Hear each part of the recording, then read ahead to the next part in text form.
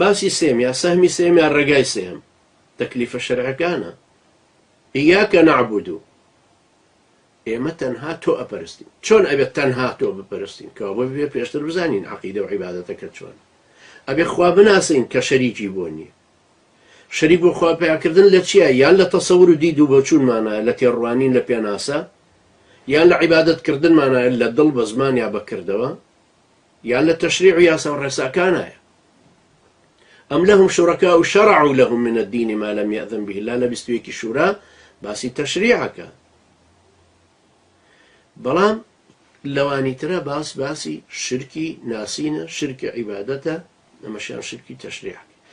شرکی تەشریعەکەش سێ مەجالە: شرکی یاسا داڕشتنەکەیە، شرکی حکمکردنە بە یاسا کوفرینەکە، شرکی داوەری بردنە لای یاسا کوفرینەکەی.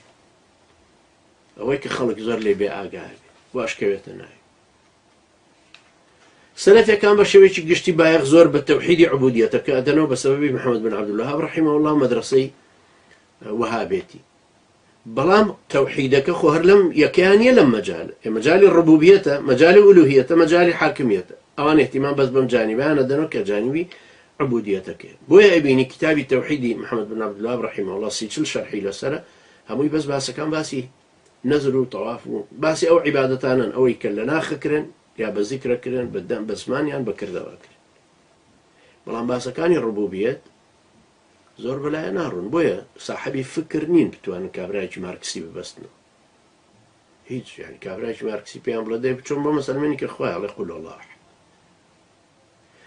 هەروەها ناشتوانە باسەکانی حاکمیەت داخلی عەقیدەکە و شەریعەتەکە داخلی عەقیدەکە بکات. لەبەرەوە غافڵە لەم ئاەتانەی کە باس لە تەشریع و حکم و داوەریەکە ئەکات.